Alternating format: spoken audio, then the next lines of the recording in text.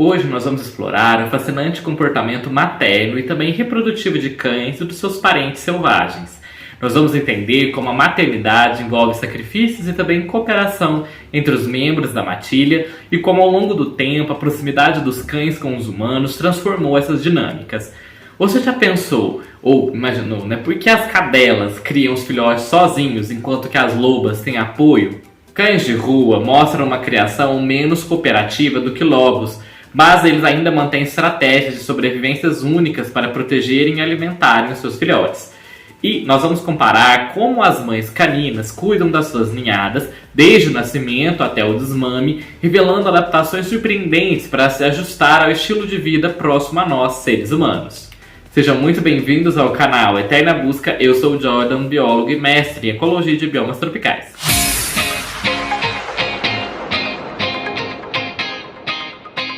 Vamos iniciar a nossa conversa sobre o tema do cuidado materno. O comportamento materno ele sempre foi uma importante área de pesquisa para os neurocientistas comportamentais, pois cuidar dos jovens envolve múltiplos sistemas fisiológicos que têm que interagir e também redes cerebrais que são alteradas pela reprodução para apoiar o cuidado materno pós-parto. Além disso, o comportamento materno também implica comportamentos altruístas pela mãe que vai sacrificar a sua própria aptidão reprodutiva para que ela possa garantir a sobrevivência e também o crescimento dos jovens, enquanto os jovens buscam maximizar o seu investimento materno. Depois, conferem aqui no canal que nós temos um vídeo falando sobre o comportamento altruísta nos animais, como isso evoluiu e como esse comportamento acontece. É bem interessante, depois confere lá.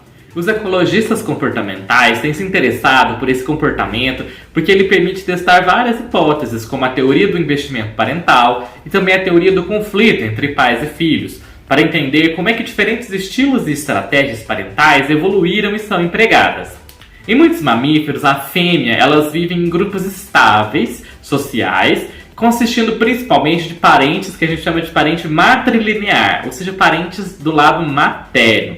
E, consequentemente, esses membros do grupo cooperam para defender território, para se alimentar e também para reproduzir. Os jovens de várias espécies de carnívoros são frequentemente cuidados por indivíduos que não são seus pais.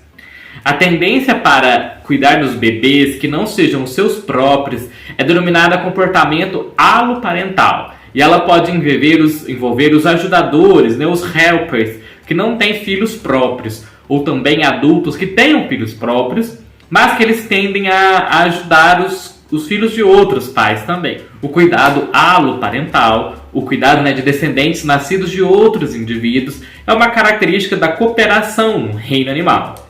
E é interessante sobre esse tópico, que também é o tópico do meu mestrado, que eu falei mais sobre essa questão. O meu mestrado foi sobre o cuidado aloparental, cuidado cooperativo entre mães, entre um grupo de catetos, que é um tipo de porco, entre aspas, selvagem aqui, nativo do Brasil.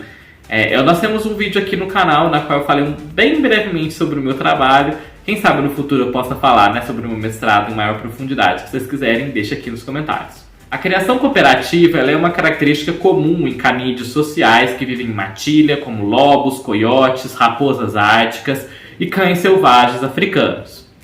Como os cães de vida livre, eles que são os cães que não são cuidados por ninguém, eles podem viver em grupos estáveis. Existe uma possibilidade de que a criação desses grupos de cães de vida livre seja parecida com outros cães que existem, que estão vivos ainda hoje em dia.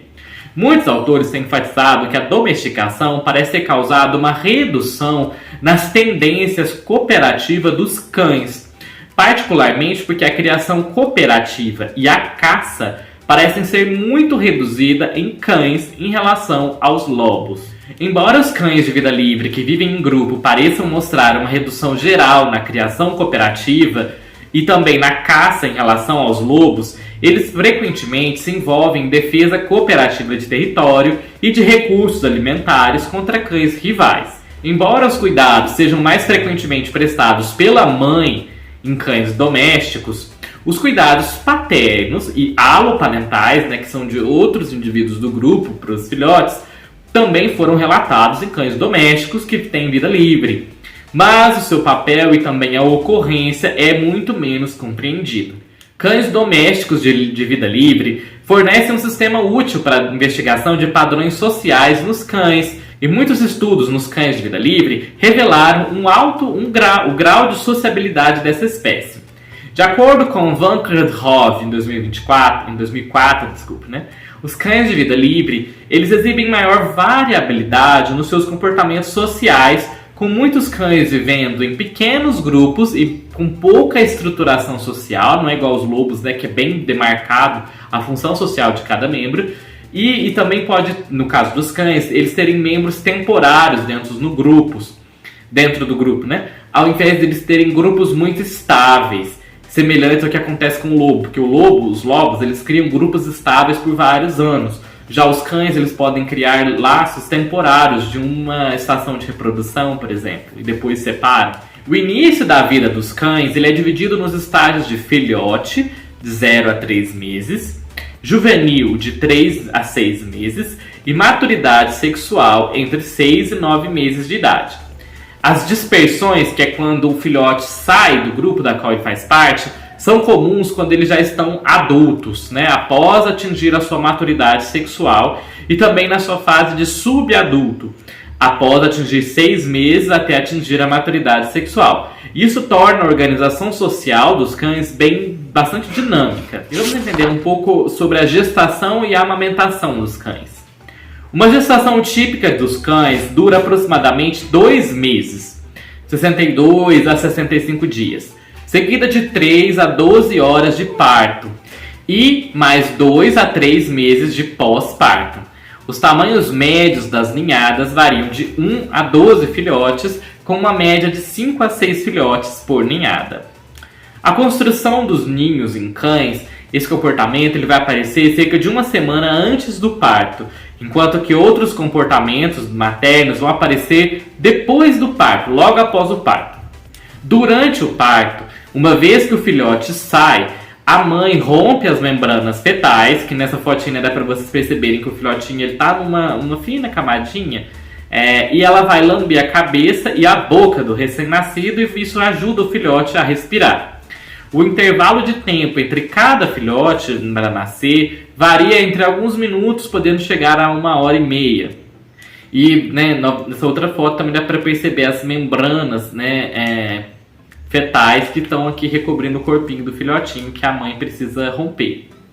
No final do parto, a mãe, a cadela, reúne todos os filhotes e ela vai adotar uma postura de cuidado em volta deles. E na primeira semana pós-parto, a alimentação dos filhotes, quando eles vão começar a mamar, é iniciada pela mãe, que ela lambe os filhotes de costas para acordar o filhotinho e ela empurra o filhotinho para os seus mamilos para ele poder se alimentar. A lambedura, ano-genital, do ânus e também do genital do filhotinho, isso também é comum que a cadela faça isso, e ela faz isso durante as 3 primeiras semanas de vida do filhote, porque isso estimula o filhote a urinar e a defecar. Nas cadelas existem pelo menos 3 posturas de cuidado com os filhotes. O que a gente chama de cuidado lateral, que é a mãe deitada de lado. O cuidado vertical, que é quando a mãe está sentada ou ela está em pé. E o cuidado ventral, que é a mãe deitada de barriga para baixo. Diferenças nessas posturas de cuidado desempenham um papel importante no desenvolvimento cognitivo e também no temperamento desses filhotes. Em condições de vida livre, não domésticas, com os cãezinhos sendo cuidados por nós, observa que a relação do cão com a sua mãe, do filhote com a mãe, eles passam a maior parte do tempo da mãe, nos primeiros momentos, com seus filhotes nas tocas. As cadelas, elas acabam saindo das suas tocas por um curto período de tempo para poder comer, para se alimentar, mas essas idas fora da sua toca vão ficando mais frequentes somente a partir da 3ª semana dos filhotes. Essa relação dos filhotes com as suas mães nos cães de vida livre, enquanto eles estão amamentando, as cadelas estão amamentando os seus filhotes, elas vão amamentar eles geralmente de 11 a 13 semanas de idade. E a partir da 4ª semana até a 9ª semana de idade dos filhotes, observa-se que as cadelas elas que estão, né, lactantes, elas começam a fornecer para os seus filhotinhos alimentos, outros tipos de alimentos além do leite.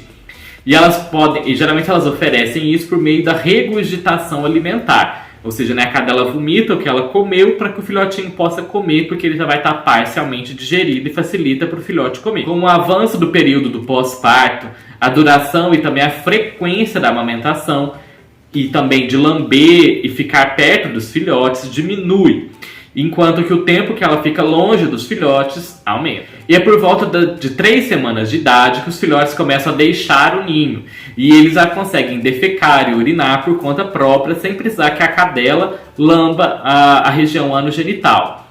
E eles podem ser desmamados com 3 a 4 semanas de idade. Porém, a maioria dos filhotes ele só vai ser desmamado para alimentos sólidos entre 7 e 10 semanas de idade.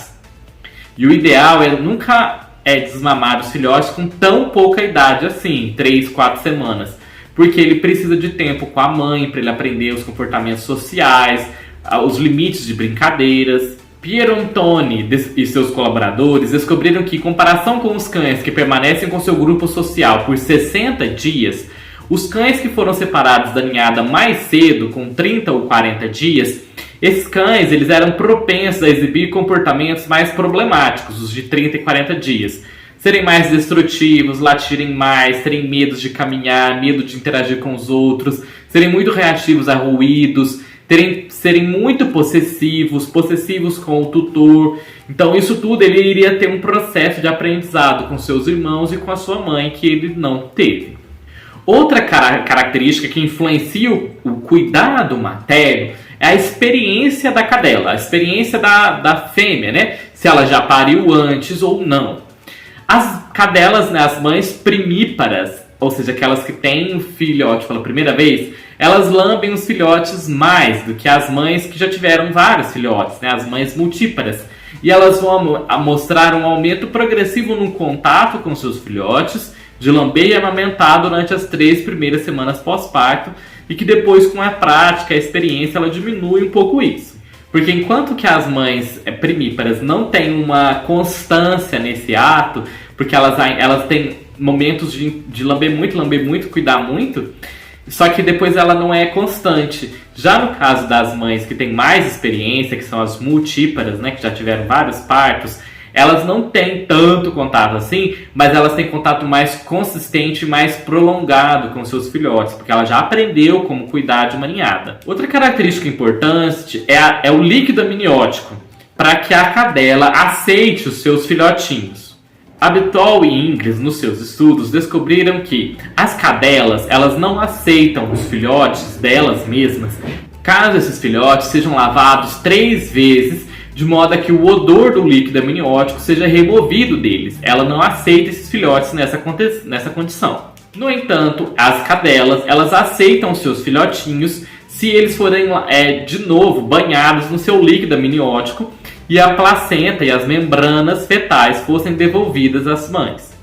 Esse estudo indica que o odor do líquido amniótico é um potente estímulo para o desenvolvimento inicial materno das cadelas e também em ratos. Vamos entrar um pouco mais no comportamento reprodutivo dos cães.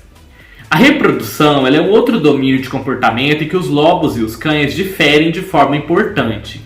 Os lobos e, de fato, todos os membros selvagens do gênero Canis exibem comportamentos parentais complexos e coordenados. Os filhotes de lobo são cuidados principalmente pelas mães, particularmente nas 3 primeiras semanas de vida. Durante esse tempo, ela vai ficar na toca com os seus filhotes, enquanto que eles vão depender do seu leite para se sustentar e a sua presença para protegê-la contra predadores. Por isso que ela não pode ficar muito tempo longe dos filhotes e é o pai, o lobo, né, que vai trazer a comida para a mãe loba nesse período.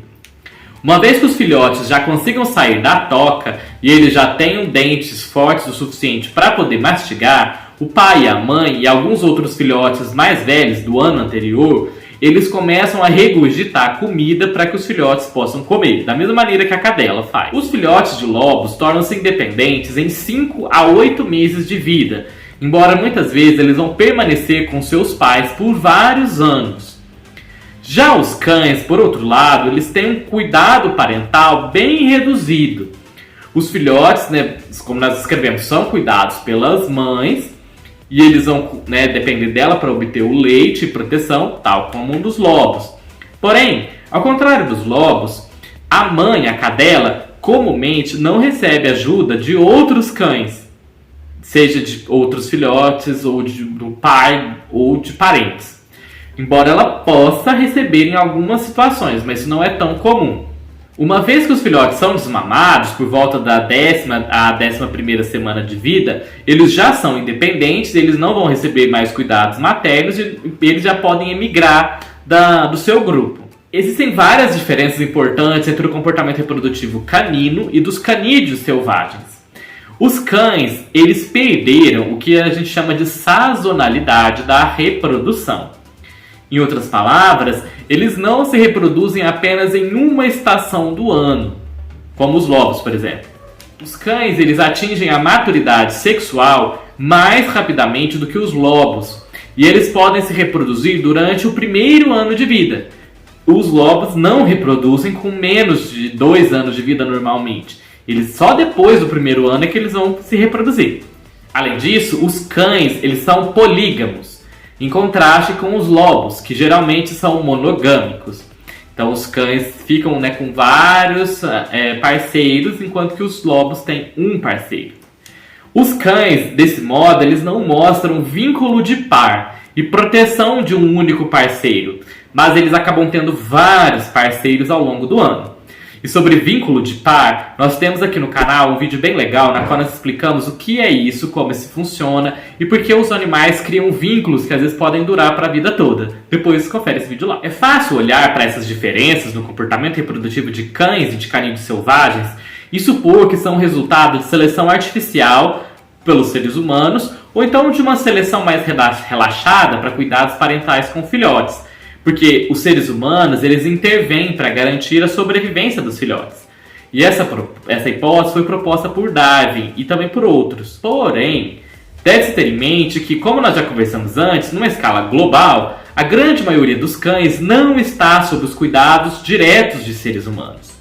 Uma hipótese alternativa proposta por Lodge e colaboradores em 2013 foi que a redução do cuidado parental em cães pode ter sido uma estratégia para que ele pudesse ajustar a um nicho de alimentação que estava vago. Lodge, né, e os colaboradores propuseram que essas diferenças todas no comportamento parental equivalem a uma estratégia de reprodução alternativa adaptada a uma vida de necrófago, ao invés de uma vida de caçador, como é o caso dos lobos, porque os cães dependem de restos humanos e o lobo de caça.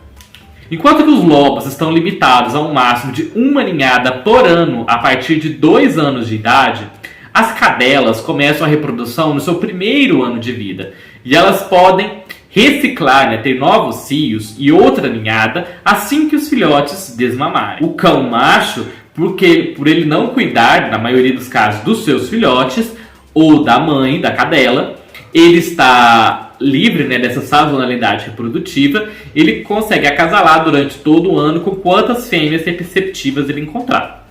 A consequência disso tudo é que enquanto os lobos colocam uma energia enorme em criar alguns filhotes, os cães eles maximizam ter muitos filhotes, ao invés de poucos filhotes.